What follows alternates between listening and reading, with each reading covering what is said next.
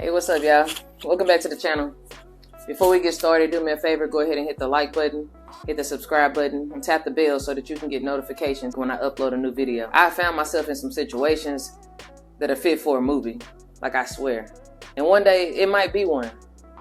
The point is, we all know that movies, like the dramas, they usually end ideally, perfect, on a good note.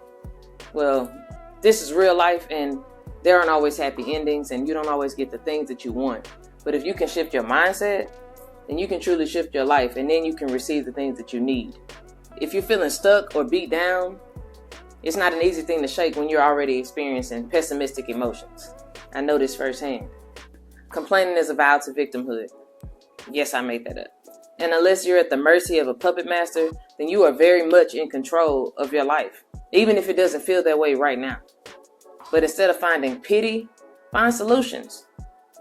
Yes, both can be painful or challenging, but only one is beneficial. And if it's not beneficial, then it's artificial. Y'all vibe with me for a second. I'll be right back.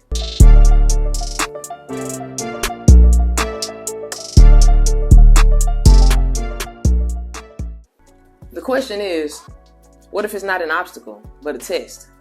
And this is why I'm so grateful to have vision and not just sight.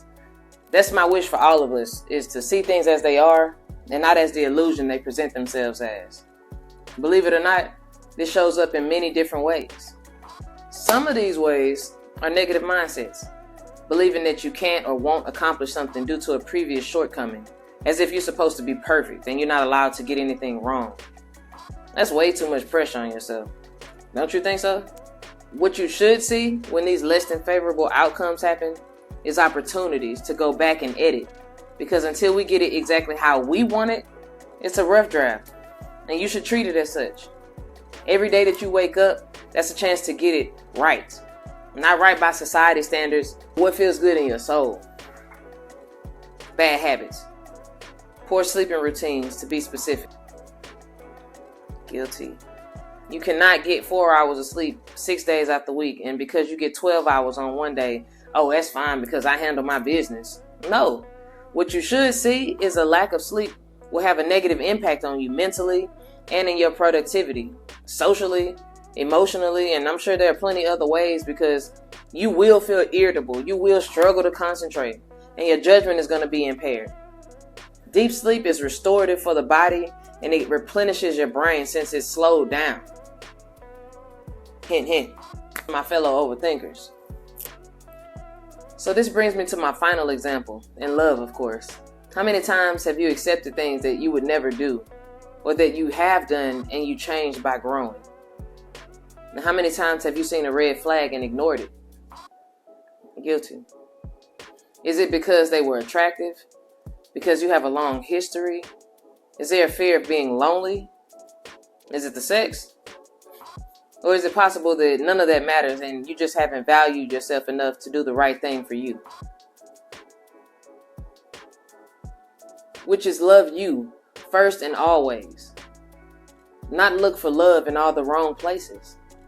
Because you are not alone. You just need to stop treating red flags and deal breakers like mild yellow flags, trying to convince yourself it's only a little way from a green flag, so it's not that big of a deal.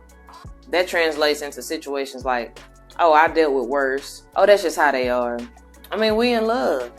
They just tripping. Or whatever other crazy excuses that people come up with to help them sleep at night. Do you really hold that little regard for yourself that you'll submit to that energy and be quiet and people please so you aren't perceived as difficult? Because the only people who will see doing the inner work on themselves as a threat is those who have no desire to do so. So of course, when you're calling things out and you're trying to face them head on, you're going to get resistance. Of course. You notice when you stand for things, some people become intimidated, and that's because the ego is fragile. The ego is a fragile thing. But the entire point of the human exchange on any level is to become who you came here to be, which is your elevated self. And no, that's not the self that you are on a regular basis. That's just who you've learned to be. Iron sharpens iron, last time I checked. So if your partner chooses to see you as the enemy and move in the frequency of you versus them versus the issue, instead of you and them versus the issue, then you should be able to see through that. Let's be logical. If you're bringing anything to any table, it has to be because you care. There's an intention behind it. So why allow people to gaslight you and present situations as anything other than what they are? Drake said, I cannot convince you that I love you for a living. I felt that shit. You have to use your vision to see this person, to understand that they have more growing up and healing to do. And that's okay. You can give them grace and wish them well on the journey, but you don't have to remain stagnant while they figure it out. Or at least you should. But I've been there. My only advice is don't be key to it. Don't make it last forever. This is your test. Will you pass it? In these ways that I just mentioned, the issue is that we've been delusional. We've convinced ourselves that because we can tolerate something that we should tolerate it. And that's the furthest thing from the truth. I either win or I learn. And that is a win in and of itself. That dream career, that dream home, vacation, boo thing, mindset, car, anything you hold near and dear.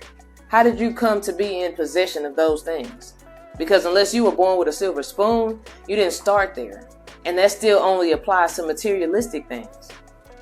So on your journey to your thing, did you not endure any hardships or experience times that you wanted to give up?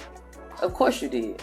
So what you should see is, hey, that's how the world works. We do something, we get a result, and based on the results, we stay, leave, or change.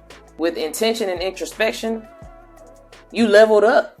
And that's because you understood that those two were stepping stones towards where you ultimately want to end up. It's all about perspective and implementation of the understanding. Everything teaches us something.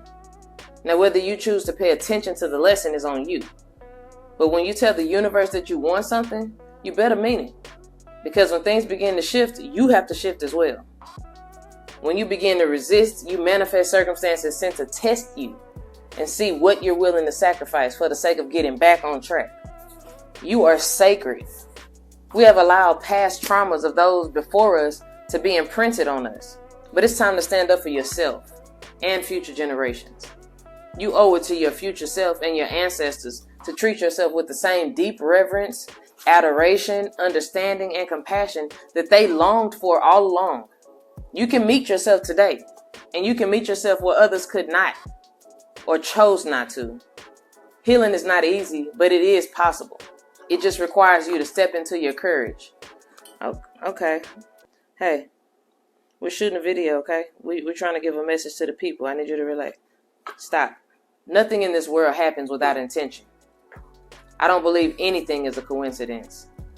Everything, and I mean everything, happens for you and not to you. So let's focus our focus by tapping into being more of a visionary than just a witness. So, if you enjoyed this, if you resonate with it, or if you know someone who can, please like and share this video, and don't forget to hit that subscribe button. I want you to do good and be good to yourself. And as I stated, nigga, we made it. Yeah.